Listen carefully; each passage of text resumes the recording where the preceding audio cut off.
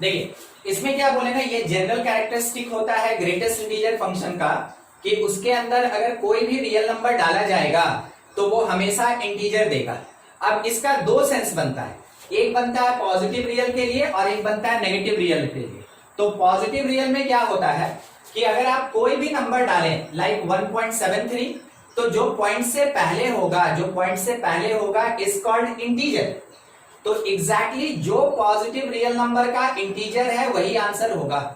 अगर कभी greatest integer के अंदर पॉजिटिव इंटीजर डालें तो वही इंटीजर आंसर होगा। अगर हम इसमें देखें तो ये 0.9918 दो पार्ट में डिवाइडेड, इंटीजर जो पॉइंट से पहले होता है, जीरो, फ्रैक्शन जो पॉइंट के बाद होता है, ठीक है। तो हमेशा ग्रेटेस्ट इंटीजर का वैल्यू क्या होगा, जो इंटीजर यहां एग्जिस्ट कर रहा है वही आंसर होगा। ये पॉजिटिव का हो गया, और नेगेटिव वाला तो देखे थे उस समय थे, यस ठीक है। अच्छा चलिए उस पे और थोड़ा प्रैक्टिस कर ले, नोट हो चुका होगा। अगर लिखा है 11.35, आंसर बोलिए क्या हो सकता है, 11, क्योंकि एक पॉजिटिव रियल नंबर है, तो जो इंटीजर होगा वही आंसर होगा। अगर इसी में -11.35 लिखा रहता तो आंसर क्या होता, -12। बस यही चीज आपको इसमें सीखना था, ठीक है। हाँ, और कहीं दिक्कत कुछ किसी को नहीं, ठीक है। ये जो ग्रेटेस्ट इंटीजर वो छोड़ देंगे हम, हाँ ठीक। ग्रेटेस्ट इंटीजर फंक्शन एक ऐसा फंक्शन होता है ना जिसको कि कभी भी आप देखिए स्कूल लेवल में देखिएगा तो ये उतना ज्यादा इंपॉर्टेंट नहीं है, मगर कंपटीशन लेवल में ग्रेटेस्ट इंटीजर फंक्शन लगा के कंपटीशन का क्वेश्चन बनाया जाता है। मगर क्या स्कूल में इससे क्वेश्चन नहीं आएगा, बेसिक लेवल में आएगा, जो आप अभी सीख रहे हैं उसके बेसिस पे आएगा। मगर कंपटीशन लेवल का क्वेश्चन कैसा होगा उसके लिए आपको वेट करना होगा। फंक्शन में वैसा क्वेश्चन नहीं मिलेगा, वो आगे चल के मिलेगा। आपको बस याद रखना है जो अभी पढ़ाया जा रहा है, डायरेक्ट इस पे क्वेश्चन अभी आपको नहीं मिलेगा।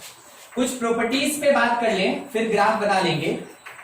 देखिए जो सिखाया गया अभी उसके बेसिस पे प्रॉपर्टीज। पहला प्रॉपर्टी ये है कि अगर ग्रेटेस्ट इंटीजर के अंदर x प्लस के लिखा, ठीक है, x प्लस के, और ये बता दिया कि k कोई एक इंटीजर है, तो वैसे केस में आप इसको लिख सकते हैं कि ये ग्रेटेस्ट इंटीजर ऑफ x होगा प्लस k बाहर निकल जाएगा। क्या मीनिंग हुआ, देखिए अगर लिखा है x का वैल्यू 2.53 और प्लस k कोई इंटीजर है, मान लीजिए 3 है, ठीक है, तो आप इसको क्या बोलिएगा, आप इसको बोलिएगा कि ये एक्चुअल में ग्रेटेस्ट इंटीजर के अंदर 5.53 है, जिसका वैल्यू कितना निकलेगा 5। हम लोग देख लिए विदाउट एनी प्रॉपर्टी आंसर क्या आने वाला है, बेसिक फंडामेंटल थ्योरम से देखिए। दूसरा, अब इस कॉन्सेप्ट को लगा रहे हैं, ठीक ना, इस कॉन्सेप्ट को लगा रहे हैं कि ग्रेटेस्ट इंटीजर अगर 2.53 प्लस 3 लिखा तो हम इस कॉन्सेप्ट से इसको लिखें ग्रेटेस्ट इंटीजर 2.53 और प्लस इंटीजर को बाहर निकाल लिए जैसे k है। अब इसका भी तो ग्रेटेस्ट इंटीजर हम जानते हैं कि 2 होगा, 2 और प्लस 3, ओवरऑल आंसर मेरा सेम आया।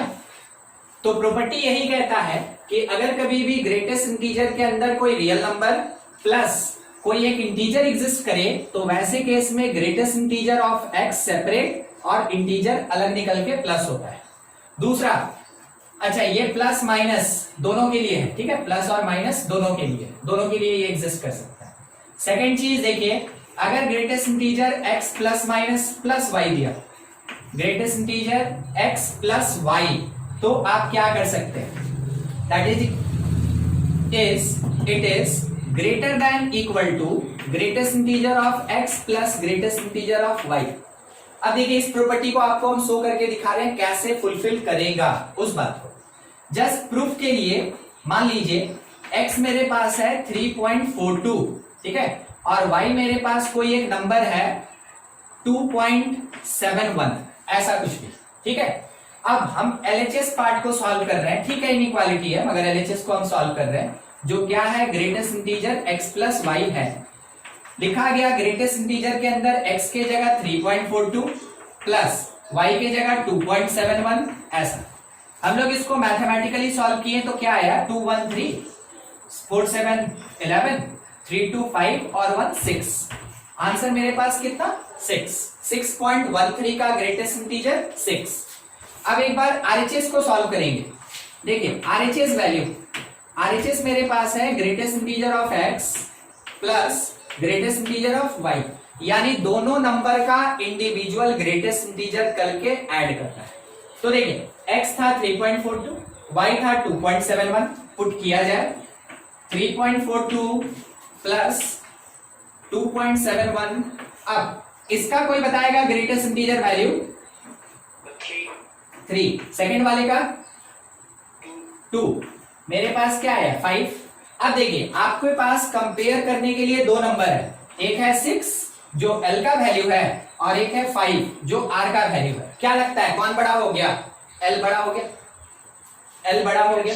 ठीक है, तो हम ये चीज प्रूफ करके आपको दिखा दी है कि greatest integer x plus y greater than greatest integer x plus greatest integer y। अब इक्वल करके दिखाते हैं। ठीक है, ज्यादा बड़ा नहीं, छोटा सा चीज है, आप अगर ध्यान से देखें तो इतने में हो जाएगा खत्म। बस इक्वल करके दिखाते हैं। मान लीजिए अंदर लिखा हुआ है 2.1 प्लस 3.1, तो आप क्या कहेंगे इसका वैल्यू कितना आएगा? 5 आएगा। किसी को कोई डाउट नहीं?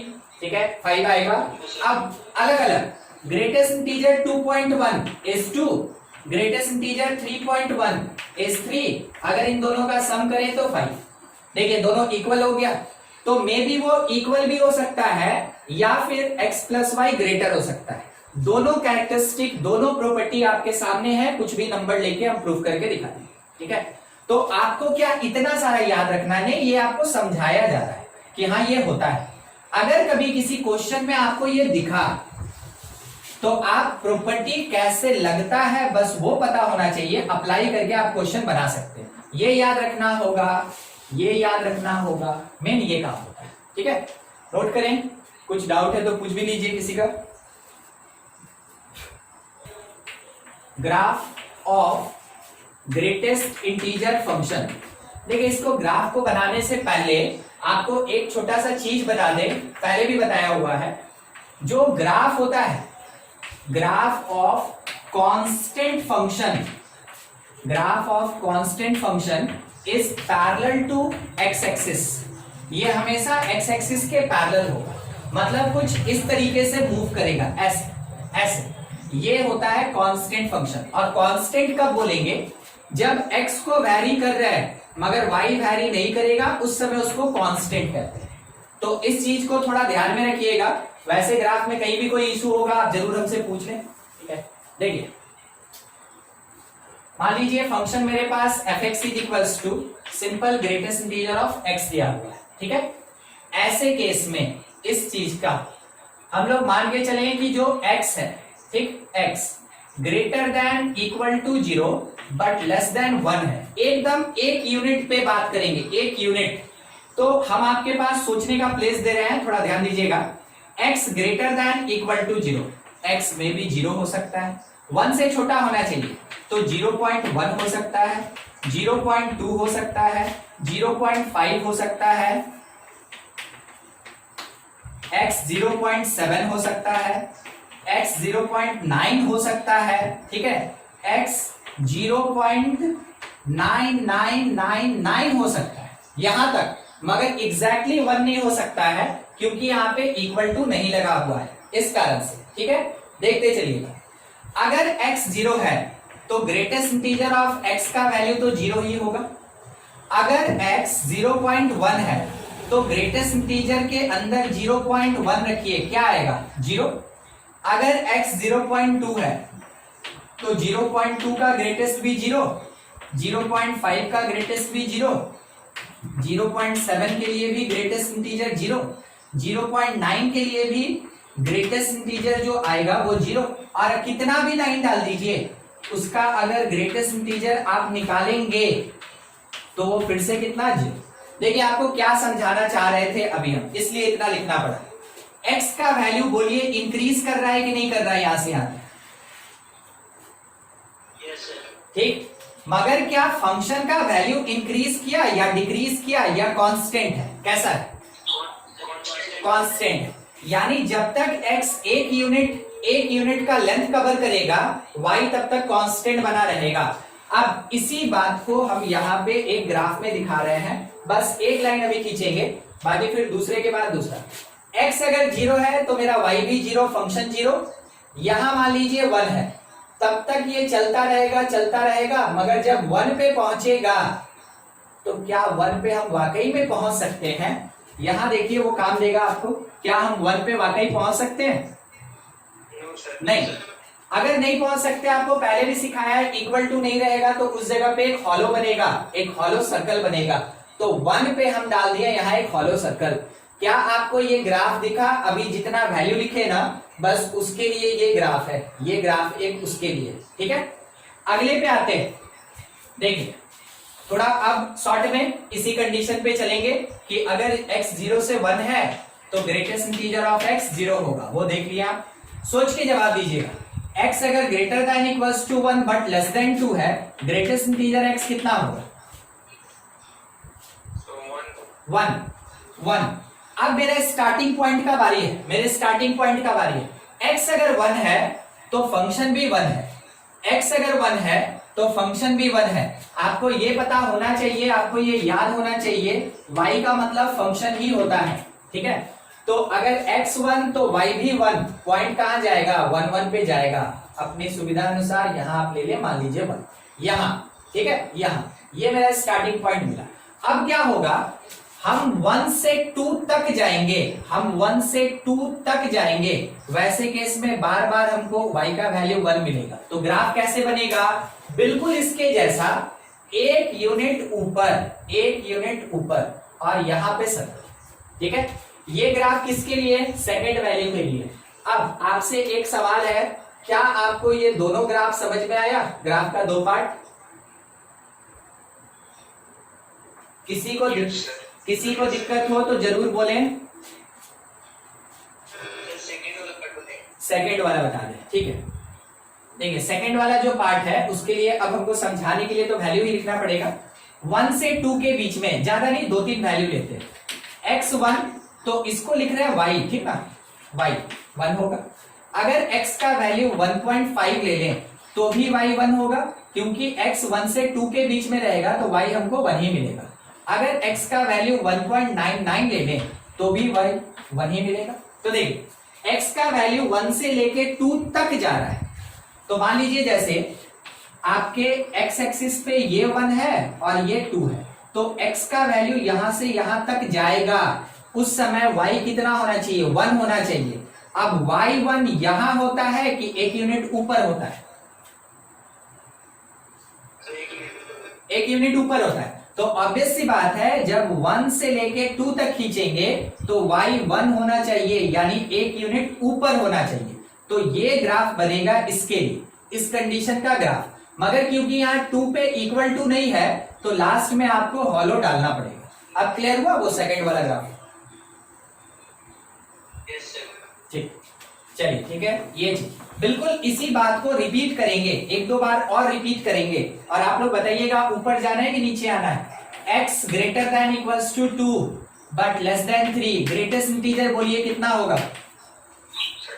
2 होगा, यानी कि x2 और y2 से स्टार्ट करेंगे तो ऑब्वियस सी बात है एक यूनिट ऊपर जाएंगे। यहाँ पे ये मेरा x2 हो गया और ये वाला मेरा y2 हो गया। ठीक है, यहां जाएंगे और यहां से एक यूनिट बिल्कुल इसी तरीके से आगे बढ़ेंगे। कहां पहुंच गया है?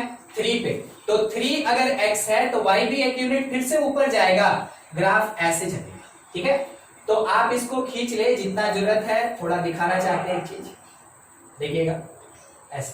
क्या आपको ये स्टेप की तरह दिखा? स्टेयर की तरह, सीढ़ी। ठीक है, तो इसका इसी कैरेक्टर के कारण जो इसका विजिबिलिटी है, greatest integer function also called या नोन कॉल्ड स्टेप फंक्शन, इसको स्टेप फंक्शन भी कहते हैं। तो ग्रेटेस्ट इंटीजर फंक्शन का एक और नाम है स्टेप फंक्शन, एक और नाम होता है। देखिए सब विजिबिलिटी के बेसिस पे इसका नाम है। मान लीजिए ये सीढ़ी है, आप अगर इसके ऊपर चढ़ रहे हैं, आपके कांटेक्ट में फ्लोर आ रहा है कि रूफ आ रहा है? आपके कांटेक्ट, सीढ़ी चढ़े ही होंगे, सीढ़ी चढ़ते हैं ना, सीढ़ी चढ़े होंगे तो फ्लोर आपके कांटेक्ट में आएगा, फ्लोर मतलब नीचे वाला धरातल, या फिर टॉप यानी रूफ का आपके कांटेक्ट में आएगा। फ्लोर फ्लोर, अरे जमीन पे चलते हैं उसको फ्लोर कहते हैं, सीढ़ी पे चढ़ते हैं वो नीचे वाला छूते हैं, फ्लोर कहते हैं। ठीक है, इसी का एक और नाम है ऑल्सो कॉल्ड फ्लोर फंक्शन, इसको फ्लोर फंक्शन भी कहते हैं। एक और चीज का ध्यान रखेंगे आप, ग्रेटेस्ट इंटीजर फंक्शन के साथ ये वर्ड लगा रहता है less than equal to, less than equal to. Greatest integer function जिस किसी भी क्वेश्चन में रहेगा उसके बाद ये छोटा सा फ्रेज लिखा रहता है लेस देन इक्वल टू। क्यों लिखा रहता है वो समझिए। Greatest integer of x always less than equals to x। नहीं समझे हम कैसे हुआ, नहीं समझे, हम आपको तीन चीज देते हैं, देखते चलिएगा। ठीक है, तीन, ठीक है। पहला पॉजिटिव रियल, देखिएगा अगर हम लिखें 2.17 तो इसका वैल्यू 2 आया। अब हम आपसे एक सवाल पूछ रहे हैं, आंसर दीजिएगा। x बोलिए तो कितना,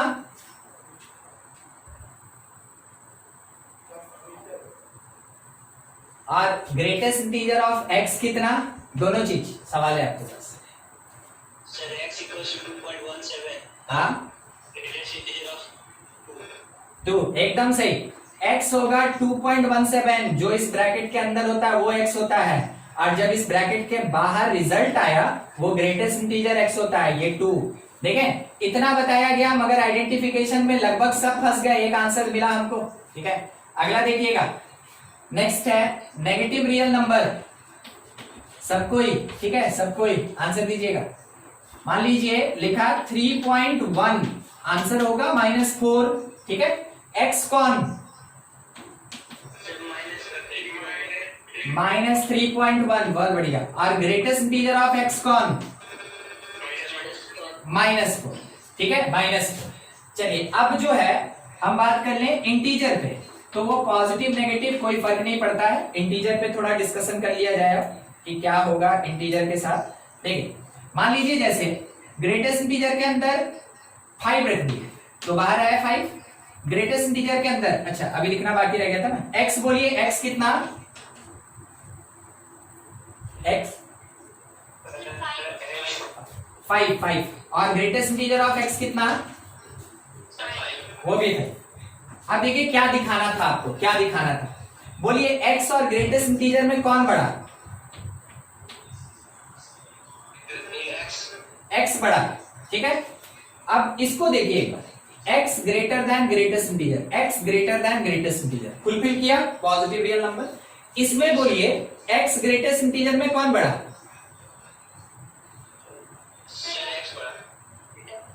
x बड़ा। ठीक है, x बड़ा, x का वैल्यू -3.1 है और ग्रेटेस्ट इंटीजर -4 है। -3.1 इज ग्रेटर देन -4, आपको पता होना चाहिए नंबर सिस्टम। ठीक है, फिर से देखिए x greater than greatest integer हुआ, दोनों सेटिस्फाई किया उसको। अब तीसरे वाले में देखिए x ग्रेटेस्ट इंटीजर, कोई बड़ा नहीं, दोनों आपस में इक्वल, दोनों आपस में इक्वल है, तो ये बता रहा है कि इक्वल भी हो सकता है। इसलिए बोला जाता है कि ग्रेटेस्ट इंटीजर अपने रियल नंबर से या तो छोटा होगा, यहां और यहां देखें, या इक्वल होगा, यहां पे उसका प्रूफ है आपके पास। तो ये चीज आपके क्वेश्चन में लिखा रहता है, इसका मीनिंग यही होता है कि ग्रेटेस्ट इंटीजर के कैरेक्टरिस्टिक प्रॉपर्टी को बताता है। क्वेश्चन बनाने में इसका उतना ज्यादा हाथ नहीं होता है। ठीक है, चलिए नोट करें।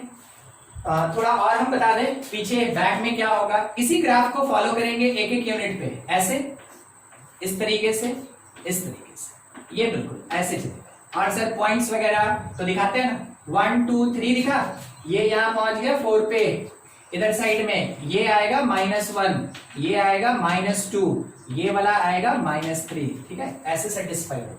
ये हुआ ग्रेटेस्ट इंटीजर का ग्राफ। नोट कीजिए, कहीं कुछ दिक्कत है तो पूछा जाए। आपको ये ग्राफ याद रखना पड़ेगा, हम आपको पहले भी बोले थे बेसिक ग्राफ याद रखना पड़ेगा कि कैसा होता है ग्रेटेस्ट इंटीजर फंक्शन का। ध्यान दीजिएगा, देखिए एक क्वेश्चन कैसा है, अगर ये बोला गया कि greatest integer of x is equals to 3, greatest integer of x equals to 3, तो find interval of x, find interval of x, ये पूछा। तो आपको सोचना है कि कौन से नंबर के लिए ग्रेटेस्ट इंटीजर 3 होता है। तो आप लिखें answer, greatest integer of x is equals to 3, इसका मतलब x का वैल्यू 3 के बराबर होगा, हमेशा इसके इक्वल, और लेस देन इसके बाद का यूनिट यानी 4 होगा। मीन्स आंसर क्या हुआ, x belongs to equal to के कारण क्लोज 3 और इक्वल टू नहीं होने के कारण ओपन 4, ये मेरा आंसर हो गया। दूसरा एक और क्वेश्चन देखिए, अगर ये बोला गया कि greatest integer of x is greater than equal to 3 but less than equals to 4, sorry 5, less than equals to 5, ऐसा बोला गया, ठीक है। तो थोड़ा सोच के x क्या हो सकता है ये बताना है। तो देखिए 3 को लेके 5 तक जाना है, यानी 3 भी इंक्लूडेड 5 भी इंक्लूडेड। सोच के बताइए कितना इंटीजर्स मिला 3 से 5 तक, कितना इंटीजर्स, 3। तो number of integers that is 3, कौन कौन, तो एक मिला greatest integer is equals to 3, एक इसके जस्ट बाद 4 जो बीच में होगा, और एक इसके जस्ट बाद ग्रेटेस्ट इंटीजर 5, ठीक है, 3 मिला। अब तीनों के लिए सॉल्व करना है तो कैसे करें, 3 मतलब क्या, 3 से लेके 4 तक, ठीक है, 3 से लेके 4 तक। तो x बिलोंग्स टू क्लोज 3 से लेके 4 तक, सॉरी ओपन, ठीक। अगर 4 मिला तो इसका मतलब है x बिलोंग्स टू क्लोज 4 से लेके ओपन 5 तक। अगर 5 मिला तो x बिलोंग्स टू क्लोज 5 से लेके ओपन 6 तक। मगर यहां एक सवाल उठ गया, क्या सवाल उठा वो सुनिए। बोला कि नंबर जो है ना वो 5 के से छोटा या बराबर होना चाहिए, 5 से छोटा या बराबर होना चाहिए। तो क्या हम 5.99 नहीं ले सकते हैं, बस आपसे पूछ रहे हैं। अगर x का वैल्यू 5.999 ले लें, यानी हम कह रहे हैं x लेस देन 6 बोल रहे हैं, इसका मीनिंग यही होता है। तो इसके लिए ग्रेटेस्ट इंटीजर x हमको कितना मिलेगा, 5 मिलना चाहिए, क्योंकि यहाँ इक्वल टू लगा हुआ है, इस कारण से 5 इंक्लूड होगा। तो आपके पास क्या आंसर मिला, x can be from 3 to 4, 4 to 5, 5 to 6। अब अगर हम तीनों को मिलाना चाहें तो क्या हम मिला सकते हैं। देखिए अब इंटरवल का काम है केवल, बस इतना ही काम है। सोचिए अगर हम तीनों को मिलाना चाहें तो क्या मिला सकते हैं, हाँ कि ना। यस सर, बिल्कुल। और मिलाने के लिए आपको बताया गया है, जब भी आपको कॉमन सॉल्यूशन निकालना होता है या फिर एक दो आंसर को एक साथ मर्ज करना होता है, तरीका होता है, नंबर लाइन खींच लीजिए। तो कहां से स्टार्ट करें, क्लोज 3 से, आप बिल्कुल वहीं से स्टार्ट कीजिए, ज्यादा आगे जाने का जरूरत नहीं, ठीक है। क्लोज 3 से और कहां तक, ओपन 6 तक, यानी ये 6 तो आप लिखेंगे मगर ये ओपन रहेगा, ये ओपन। अब 3 है, 4 है, 5 है, आप बीच में डाल दीजिए यहाँ पे 4 और 5। अब देखिए क्या हो रहा है, कैसे हो रहा है, समझा रहे हैं, बार बार इतना बनाने का जरूरत नहीं होगा आपको, एक ही बार में आप समझ जाएंगे कि इन तीनों को मर्ज कैसे किया जाता है। मगर एक बार एक्सप्लेन वे में देखिए, ये क्या कह रहा है ना कि 3 लेके चलो और 4 मत लेना, तो यहां आके ऐसे कर्व होगा, मतलब इसको नहीं लेना आपको, छोड़ दिए। दूसरा क्या कह रहा है, 4 लेके चलो, 4 लेके चलो और 5 को मत लेना, तो यहां लाके ऐसे कर्व कर दिए हम, यानी ओपन। अच्छा, तीसरा है कि 5 को इंक्लूड करके और 6 ओपन रहेगा, यहां आके ऐसे कर्व बन गया। अब ओवरऑल बात करें, ये बोला छोड़ दो, ये बोला ले लो, हम इसको इंक्लूड करेंगे।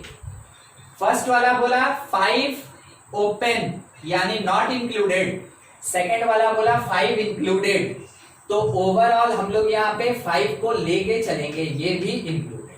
यानी कि अब इस क्वेश्चन के लिए हम आपको आंसर देने वाले हैं। अगर कभी लिखा रहा है कि x greater than equals to 3 but less than equals to 5, यानी x बिलोंग्स टू, ध्यान से देखिए क्या लिखा जा रहा है, क्लोज 3 से लेके ओपन 6 तक, क्लोज 3 से लेके कहां तक, ओपन 6 तक। ये था मेरा क्वेश्चन, ये है मेरा आंसर, यहां पे आपका फुल एक्सप्लेनेशन है। अब इसके बेसिस पे थोड़ा एक क्वेश्चन का आंसर दीजिएगा, ज्यादा बनाने का जरूरत नहीं है, सिंपल समझ के आंसर दे सकते हैं। अगर बोला गया x greater than 2 but less than equals to 7, x greater than 2 but less than equals to 7, तो हमको आंसर चाहिए कि x क्या हो सकता है। एक मिनट ग्रेटेस्ट इंटीजर ये छूटा था। हाँ, आंसर क्या हो? ओपन टू से क्लोज 7 तक। एक आंसर हमको मिला ओपन 2 से क्लोज 7, और कोई आंसर? ओपन 2 से ओपन 8। ओपन 2 से ओपन 8, और कोई आंसर? ट्राई कीजिए ना, क्या होगा, सही गलत होगा। अब दो आंसर है तो एक ही ना सही होगा, ट्राई कीजिए, सोचना नहीं है। कोई भी और ओपन 2 से ओपन 8 ही होगा सेकंड वाले के सपोर्ट में ना। चलिए ठीक है, इसका दो आंसर मिला। अब और कोई देगा? एक दो आंसर और दे सकते हैं, बिल्कुल कोशिश कीजिए, ठीक है। कोई भी? ओपन 3 से ओपन 8। ठीक है, एक आंसर ओपन 3 से ओपन 8। देखिए जानते हैं, आप अगर इसको क्लोज कर देते ना, ये सही हो जाता है। बस आप इतना सा मिस्टेक कर गए, अगर आप इसको क्लोज कर देते ये सही हो जाता। अब दिखाते हैं कैसे। चलिए ठीक है, हम इसके फेवर में हैं, बस एक छोटा सा चेंज करना है, दिखाते हैं, एक्सप्लेनेशन देते हैं, सबको पता चलेगा क्या हुआ कैसे हुआ। अगर ग्रेटेस्ट इंटीजर 2 से बड़ा है तो ऑब्वियस सी बात है ग्रेटेस्ट इंटीजर 3 से ही स्टार्ट होगा। पहले बोलिए आप ये समझे कि नहीं, ग्रेटेस्ट इंटीजर 2 से बड़ा है तो ये 3 से ही स्टार्ट होगा, हाँ कि ना? ठीक, पहला चीज। अब इससे स्टार्ट करके हम इसको ये कह सकते हैं कि ये 4 भी हो सकता है, 5 भी हो सकता है, 6 भी हो सकता है, और 7 के साथ इक्वल टू लगाए तो 7 भी हो सकता है। ठीक है, अब काम है मेरा स्टार्टिंग और एंड से, क्योंकि आप देखिए बीच वाले का कोई रोल नहीं होता है, वो तो वैसे भी खत्म, बीच में ही आ गए, बीच वाले का कोई रोल नहीं है। तो उनको काम कहां से स्टार्ट होगा? 3 से स्टार्ट होगा और खत्म कहां पे होगा? 7 पे होगा। तो आप पहले भी ये देख चुके हैं, बस उसी पे बात कर रहे हैं कि अगर ग्रेटेस्ट इंटीजर मेरा 3 है तो x greater than equals to 3 होना चाहिए। ये स्टार्टिंग पॉइंट है, ये स्टार्टिंग पॉइंट है। ठीक है, उसके बाद अगर ग्रेटेस्ट इंटीजर का मैक्सिमम वैल्यू मेरे क्वेश्चन में 7 है तो इसका एंड पॉइंट जो होगा, देखिएगा, अगर ग्रेटेस्ट इंटीजर मेरे पास यहां था ना कहीं, हाँ ये रहा, अगर ग्रेटेस्ट इंटीजर मेरे पास 5 है तो लास्टली हम यहां ओपन 6 पे खत्म किए, एक यूनिट ज्यादा।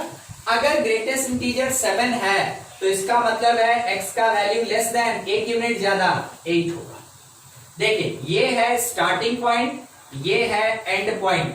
अब इसको मिला दीजिए तो x बिलोंग्स टू क्लोज 3 से लेके कहां तक?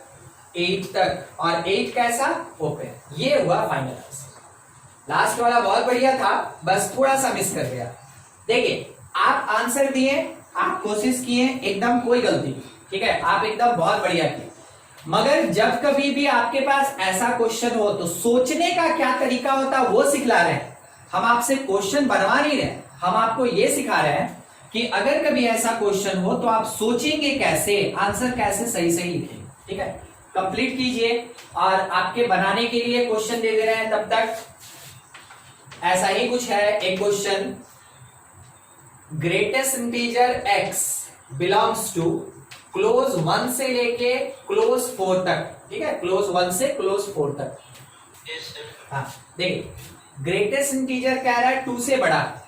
ग्रेटेस्ट इंटीजर अगर कह रहा है, यहां पे थोड़ा सा, ठीक है, समझने के लिए मान लीजिए एक नंबर से लाइन है, नंबर, ठीक है, नंबर लाइन स्टार्ट हो रहा है 2 से। बोलिए 2 को इंक्लूड करना है कि नहीं करना है? आप उसको देख के, इसको देख के बताइए, 2 को इंक्लूड करना है कि नहीं करना? नहीं करना। इसको छोड़ दिए, इसके बाद इंटीजर बोल के कौन आएगा? 3, 4, 5, 6, और इंटीजर कहां तक जाएगा? ये 7। ठीक है, अब अगर केवल इंटीजर्स का बात करना हो, इंटीजर्स, तो बोलिए 2 आएगा कि नहीं आएगा? नहीं आएगा। 2 तो इसमें नहीं आएगा क्योंकि 2 को आप ओपन रखे हैं। तो इंटीजर्स बोल के कौन कौन आएगा? 3, 4, 5, 6 और 7 आएगा। ठीक है, हाँ, अगर यहां इक्वल टू लगा रहता ना, अगर यहां इक्वल टू लगा रहता तब आपका आंसर सही हो जाता, ये वाला। ठीक है, अगर यहाँ इक्वल टू लगा रहता तब ये आंसर सही हो जाता, मगर क्योंकि इक्वल टू नहीं लगा है, इसमें भी क्लोज होता, इक्वल टू नहीं लगा है ना, मेरे क्वेश्चन में तो लगा नहीं था, इस कारण से इसका जो नेक्स्ट इंटीजर होगा वहीं से क्वेश्चन बनना स्टार्ट होगा। तो 2 के जस्ट बाद का इंटीजर कौन एग्जिस्ट किया? 3। तो 3, 4, 5, 6, 7 के बेसिस पे सोचे। ठीक है, अब क्लियर हुआ? यस ठीक है, हटा दे इसको, हो गया। ये बताया जाएगा। नेक्स्ट देखें हम लोग फंक्शन, शायद 12 नंबर होगा, is fractional part function. Fractional part function, ठीक है, फ्रैक्शनल पार्ट फंक्शन डिनोट कैसे करते हैं इस बात को ध्यान में रखिएगा। अगर fx कभी ऐसे कर्ली ब्रेस के अंदर वेरिएबल कंटेन करे, कर्ली ब्रेस के अंदर वेरिएबल कंटेन करे, तो वैसे केस में इसको बोला जाता है fractional part function. Square bracket के अंदर वेरिएबल होगा ग्रेटेस्ट इंटीजर, कर्ली ब्रेस के अंदर अगर वेरिएबल होगा फ्रैक्शनल पार्ट, और इसके नाम से आपको पता चल रहा है fraction is answer for the function. इस फंक्शन का बार बार क्या आंसर मिलेगा? फ्रैक्शन। क्या मीनिंग, क्या प्रॉपर्टी, थोड़ा देखें।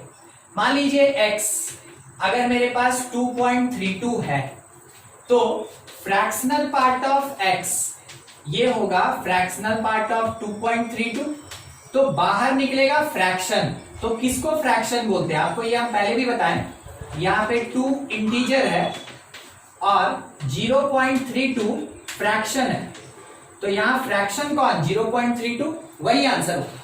तो आप कह सकते हैं कि fractional part of 2.32 that is equals to 0.32। अगर फ्रैक्शनल पार्ट 1.71 है तो फ्रैक्शन पॉइंट के जस्ट बाद वो फ्रैक्शन 0.71 होगा। सोच के बताइए, अगर लिखा है फ्रैक्शनल पार्ट ऑफ 3, आंसर क्या होगा? 0, क्योंकि कोई भी एक इंटीजर अगर है तो इसको आप लिख सकते हैं 3.00, 2 डेसिमल तक मान लीजिए, ऐसे आप लिख सकते हैं। तो इसका फ्रैक्शन आपको क्या दिखा? ये 2 पार्ट में डिवाइड होगा ना, एक 3 आएगा और एक दूसरा वाला पार्ट आएगा 0.00। तो फ्रैक्शन मेरे पास 0, इंटीजर का फ्रैक्शन हमेशा 0 होता है। इसी कॉन्सेप्ट पे अगर कोई आपसे पूछ दे, बोलो क्या होगा, ऐसे कुछ नहीं बताया, x क्या है, x कितना है, नहीं है, कुछ नहीं बताया। ठीक है, आप देखिए कैसे सोचेंगे। आप देखें कर्ली ब्रेस मतलब फ्रैक्शनल पार्ट, आप देखें अंदर स्क्वायर ब्रैकेट x का है मतलब इंटीजर, इंटीजर फ्रैक्शन के अंदर इंटीजर, फ्रैक्शन के अंदर इंटीजर, क्या आंसर होता है? 0। यानी कि x का कोई वैल्यू दे या ना दे, आप इसका आंसर लिख सकते हैं कि ये 0। ठीक है, कुछ इस तरीके से आपको बिल्कुल इसके कैरेक्टरिस्टिक और इन दोनों फंक्शन के सारे प्रॉपर्टीज को याद रखना होगा कि क्या होता है, कैसे होता है। देखिए अभी हम आपको क्या बताएं, पॉजिटिव के लिए फ्रैक्शन बताएं, पॉजिटिव के लिए। अब एक बार थोड़ा नेगेटिव पे डिस्कशन कर लें। देखिए अभी पॉजिटिव के लिए बता रहे थे पॉजिटिव रियल नंबर का क्या होगा फ्रैक्शन, अब थोड़ा नेगेटिव पे आते हैं। मान लीजिए अगर कभी भी ना इसके अंदर नेगेटिव रियल नंबर हो, ध्यान रखिएगा, नेगेटिव रियल नंबर हो, किसके जैसा दिखाते हैं। मान लीजिए ये i.f लिखा है, ये क्या कह रहे हैं सर? इंटीजर डॉट फ्रैक्शन, बस यही कह रहे हैं, इंटीजर डॉट फ्रैक्शन, ये हुआ रियल नंबर। तो अगर ये नेगेटिव में है, अगर ये नेगेटिव में है तो हमेशा आंसर क्या होगा? 1 माइनस फ्रैक्शन, हमेशा आंसर क्या होगा? 1 माइनस फ्रैक्शन। अच्छा, अब जाके इसको नंबर पे अप्लाई करके दिखाते हैं, ये इसका जनरल बात है। मान लीजिए माइनस में 2.32 लिखा है, तो आप इसका आंसर क्या लिखेंगे? 1 माइनस फ्रैक्शन यानी 0.32। क्यों होता है हम दिखाएंगे अभी। ठीक है, अगर ये है माइनस 5.07 तो आप आंसर क्या लिखेंगे? मेरा मिस्टेक, 1 मिनट, हम नोटेशन थोड़ा सा मिस कर गए ना, ये ग्रेटेस्ट इंटीजर डला गया ना, फ्रैक्शन होना चाहिए, फ्रैक्शन, फ्रैक्शन होना चाहिए, फ्रैक्शन। हाँ ठीक हुआ, रुक गया, तो हम थोड़ा मिस्टेक भी कर गए थे। ठीक है, हम थोड़ा सा मिस्टेक भी कर गए थे, हम उसको ठीक कर रहे हैं, ध्यान से देखिएगा। अभी आ रहा है वीडियो, आया? हाँ, थोड़ा मिस्टेक हो गया था, एक्चुअल में फ्रैक्शनल पार्ट पे डिस्कस कर रहे हैं ना, ग्रेटेस्ट इंटीजर डाल दिए थे हम, ठीक है। देखिएगा फ्रैक्शनल पार्ट, ठीक है, हर जगह फ्रैक्शनल पार्ट, अभी ग्रेटेस्ट इंटीजर नहीं है, सब कर्ली ब्रेस। तो अगर कभी फ्रैक्शनल पार्ट -5.07 है तो नेगेटिव होने के कारण 1 माइनस फ्रैक्शन 0.07 होगा, ठीक है, सॉल्व कर लिए जो भी है। अगर लिखा है -3 तो नेगेटिव इंटीजर है, कोई लेना देना नहीं है, इंटीजर है, इसका मतलब फ्रैक्शन क्या होगा 0, ठीक है 0। अब इसको आप सॉल्व किए, ये कितना आया 0.68, आप इसको सॉल्व किए कितना आया 0.93। तो इस नेगेटिव रियल नंबर का फ्रैक्शनल पार्ट वैल्यू 0.93 होगा। कैसे निकला, 1 माइनस फ्रैक्शन, इसका जो फ्रैक्शन है उसको 1 में से माइनस किए। अच्छा क्यों किए, अब थोड़ा उस पर डिस्कस करते हैं। ध्यान रखिएगा fractional part of x always positive and lies between, video रुक जा रहा है क्या बार बार, एक मिनट तक इसको नोट कर लें थोड़ा। और यहां पे जो बात बोल रहे थे कि fractional part always positive and lies between 0 and 1, 0 से 1 के बीच में लाई करेगा। यानी x कोई भी रियल नंबर ले लीजिए, पॉजिटिव लीजिए, नेगेटिव लीजिए या फिर इंटीजर लीजिए, 0 लीजिए, कुछ भी, तो वैसे केस में जो फ्रैक्शनल पार्ट ऑफ x होगा it is greater than equal to 0 but less than 1। इस बात को याद रखेंगे, इसी के बेसिस पे हर चीज बनता है। नेगेटिव रियल नंबर है तो फ्रैक्शनल पार्ट हमेशा 1 माइनस फ्रैक्शन के इक्वल होगा। एक ये चीज थ्योरी है जिसका एक्सप्लेनेशन यहां, दूसरा ये चीज है जिसका एक्सप्लेनेशन अभी तक देख रहे थे हम, ठीक है। कभी भी अगर फ्रैक्शनल पार्ट के अंदर ग्रेटेस्ट इंटीजर है या ग्रेटेस्ट इंटीजर के अंदर फ्रैक्शनल पार्ट है, अंदर कुछ भी लिखा रहा है आंसर हमेशा 0 ही होगा, ठीक है। दूसरा एक और चीज इसी के बारे में बता दें, देखिए कोई भी एक रियल नंबर होता है ना, कोई भी एक रियल नंबर होता है तो आपको पहले ही बताया गया कि ये इंटीजर और फ्रैक्शन का सम होता है, इंटीजर और फ्रैक्शन का सम होता है, ठीक है। तो वैसे केस में किसी एक रियल नंबर x को इंटीजर मतलब ग्रेटेस्ट इंटीजर ऑफ x और प्लस फ्रैक्शन का मतलब फ्रैक्शनल पार्ट ऑफ x लिखा जा सकता है। यानी कि इसका कोई एक सिग्निफिकेंस तो होना चाहिए, बिल्कुल है। अगर किसी क्वेश्चन में आपको फ्रैक्शनल पार्ट दिखा तो वो सॉल्वेबल नहीं होता है, वो सॉल्वेबल नहीं होता है। तो क्या करेंगे उसको सॉल्व करने के लिए, जहां फ्रैक्शनल पार्ट दिखेगा वहां पे x minus greatest integer x लगाएंगे और इसके प्रॉपर्टी के बेसिस पे सॉल्व करेंगे, ठीक है। तो ये काफी इंपॉर्टेंट रिजल्ट होता है, काफी इंपॉर्टेंट रिलेशन होता है, याद रखा जाएगा, उसको नोट कर लीजिए। फिर उसके बाद इसका ग्राफ बता के खत्म किया जाए इसको। कोई डाउट भी किसी टर्म में? No sir. ये हटा दे क्या?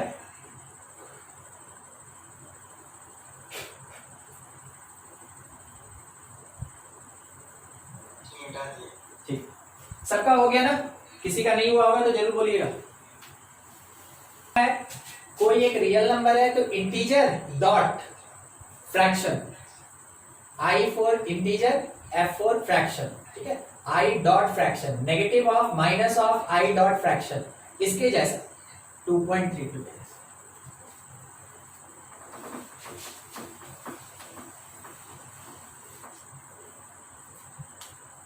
देखिए इसका ग्राफ कैसा होगा, तो इसमें पहले हम ग्राफ ड्रॉ कर ले, फिर उसके बाद आपको समझाते चलते हैं। देखिए क्या होता है, कैसे होता है, समझते चलिएगा। x 0, ठीक है, तो उस समय फ्रैक्शनल पार्ट भी 0। x का वैल्यू बढ़ता गया, क्या क्या बढ़ा, तो लिए 0.1, 0.2, 0.3 और यहाँ 0.9 और 1 पहुंचे। तो ये ग्राफ धीरे धीरे ऐसे बढ़ेगा। हम आपको बड़ा करके इसको समझाते हैं, देखिएगा कैसे होता है। अगर मान लीजिए 0, यहाँ पे 0.1 लिखा, 0.2 लिखा है, 0.3 लिखा है, 0.4 लिखा है। तो अगर फ्रैक्शनल पार्ट ऑफ x का बात करें तो फ्रैक्शन के अंदर जीरो मतलब जीरो, 0.1 तो मतलब 0.1 ही बाहर आएगा। अगर फ्रैक्शन के अंदर 0.2 लिखा तो 0.2 बाहर आएगा। आपसे बस एक सवाल पूछना था, इस ब्रैकेट के अंदर का नंबर इंक्रीज कर रहा है कि नहीं कर रहा है, हाँ कि ना? इंक्रीज कर रहा है। वैल्यू ऊपर से नीचे इंक्रीज कर रहा है कि नहीं कर रहा है? नहीं। अच्छा, 0 से बड़ा होता है 0.1 होता है कि नहीं? बिल्कुल। और 0.1 से बड़ा होता है 0.2। तो जैसे जैसे हम नीचे आ रहे हैं वैसे वैसे वैल्यू तो मेरा इंक्रीज कर रहा है। तो क्या क्या इंक्रीज कर रहा है वो देखिए, x इंक्रीज कर रहा है तो y भी इंक्रीज कर रहा है, यानी कि 0 पे x और y दोनों 0.1 पे x 0.1 तो y भी 0.1, अगर x 0.2 तो y भी 0.2, अगर x 0.3 तो y भी 0.3, x अगर 0.4 है तो y भी 0.4 होगा। अब कहां कहां पे मैच करना है वो देखिए, 0.1 0.1 यहां एक पॉइंट मिला, 0.2 0.2 यहां एक पॉइंट मिला, 0.3 के साथ 0.3 ये एक पॉइंट मिला, और 0.4 के साथ 4। अब इसी को अगर हम बढ़ाएं तो ऐसे बना सकते हैं एक ग्राफ, सीधा लाइन, ठीक है, ये सीधा लाइन ऐसे चलता है, ठीक है, कहां तक जाएगा अब उसको देखिए। मान लीजिए जैसे यहां पे ना मेरे पास 0.99 लिखा है, तो ये भी तो जाएगा 0.99 तक, ठीक है, बस यहां तक पहुंच के ये रुक जाएगा, यहां तक पहुंच के ये रुक जाएगा। क्यों? क्योंकि जैसे इसके बाद हम 1 लिखेंगे तो 1 का फ्रैक्शनल पार्ट कितना होता है, 0, तो ये काफी टॉप तक गया, और जैसे 1 पे पहुंचा ये 0 हो गया, मतलब नीचे गिर जाएगा, यहां के बाद ये नीचे गिर जाएगा, फिर उठेगा, और 2 पे पहुंच के फिर से नीचे गिर जाएगा, ठीक है। तो ग्राफ बनेगा कैसे, देखिए ये इंक्रीमेंट आपको दिखाया ऐसे, यहां पे 1 लिखा है क्योंकि 1 के बराबर नहीं हो सकता है, जैसे 1 पहुंचेगी ये फिर से नीचे पहुंच जाएगा, 1.1 1.2 1.3 1.4 करके 1.9 तक, जैसे 2 पहुंचेगा फिर से नीचे गिरेगा, 2.1 2.2 2.3 ऐसे करके इंक्रीज किया, जैसे 3 पहुंचेगा फिर से नीचे गिरेगा, यही चीज रिपीट करता रहेगा। मतलब ये टॉप में जा कहां सकता है, टॉप में कहां तक जा सकता है, ये 1 रीच करने का कोशिश कर सकता है मगर कभी 1 रीच नहीं करेगा, ठीक है। ऐसा ग्राफ होता है फ्रैक्शनल पार्ट फंक्शन का। अब आप चाहे तो इसको बिल्कुल ऐसे खींचिए, यहाँ 4 डाल दीजिए, एक और खींच लीजिए, यहाँ 5 डाल दीजिए, हर एक इंटीजर पे। नेगेटिव का क्या होगा, बिल्कुल ऐसे ही फॉलो करेगा, -1 पे, -2 पे, -3 पे, ठीक है, बिल्कुल ऐसे ही फॉलो करेगा। तो आपको एक चीज पता चलना चाहिए यहां से कि डोमेन क्या है, डोमेन मतलब x। तो देखिए negative x, sorry positive x और नेगेटिव x दोनों रख रहे हैं, तो can be any real number.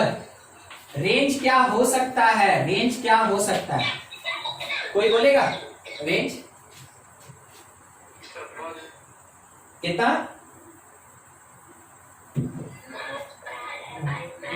1 नहीं, देखिए मिनिमम कितना मिला 0, मिनिमम कितना मिला 0, और मैक्सिमम कितना मिलेगा, मिनिमम 0 और मैक्सिमम कितना मिलेगा, मैक्सिमम ये 1 तक जाएगा। तो 0 इंक्लूडेड 1 एक्सक्लूडेड 1 एक्सक्लूडेड, ठीक है, तो क्लोज 0 से लेके ओपन 1 तक होगा, ठीक है। रेंज क्या होगा, क्लोज 0 से लेके ओपन 1 तक होगा। जो भी पार्ट नहीं समझ में आया पूछ लीजिए, सर डोमेन कैसे हुआ, रेंज कैसे हुआ, ग्राफ कैसे हुआ, कुछ भी, ये केवल समझा रहे थे, ये ग्राफ, ठीक है। सर उसका ग्राफ कैसे बना हमको नहीं समझ में आया। ये वाला समझे, ये वाला एक अकेला, यस सर। ठीक, देखिए अगर हम यहाँ पे 0 से 1 तक रखें तो ये ग्राफ ऐसे गया, इसका मतलब ये वाला लाइन तो आपका क्लियर है कि कैसे बना, ठीक है, हाँ ना करते चलिएगा, ठीक, ये है, यस सर। ठीक। अब इस पे आते हैं, इसका मतलब 1 से 2 तक हम इसको ऐसे लिख सकते हैं 1.1 1.2 1.3 1.4, ठीक है।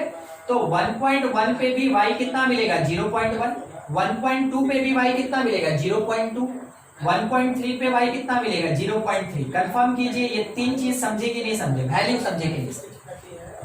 Yes sir. ठीक है, तो ग्राफ फिर से तो ऐसे ही बढ़ेगा ना, ग्राफ फिर से ऐसे ही बढ़ेगा, ये यहां से लेके ऐसे। ठीक है, फिर से अगर हम इसको 2 कर दें तो क्या ग्राफ के नेचर में कोई चेंज आएगा? ग्राफ के नेचर में ग्राफ ऐसे ही रहेगा। ठीक है, तो बस 2 पे भी ये ग्राफ ऐसे ही बढ़ गया। बोलिए क्या अभी तक आप ये 3 बात समझे, 3 चीज? Yes sir. बस वही रिपीटेड है। ठीक है, उसके आगे वही रिपीटेड। और देखिए, और किसी को कुछ डाउट है तो पूछ लीजिए। और हम आपको अभी फिर से बोल रहे हैं, ग्राफ आप अभी समझ लिए ना, मगर आगे से हमेशा ध्यान रखिएगा, ग्राफ फ्रैक्शनल पार्ट का ऐसा होता है, आपको बार बार इतना एक्सप्लेन करके बनाने का जरूरत नहीं है। अगर बोलेंगे फ्रैक्शनल पार्ट का ग्राफ, आप फटाफट ऐसे खींचेंगे मैक्सिमम 1 तक, बीच बीच में इंटरवल 1-1 यूनिट का, ये 0 है। ठीक है,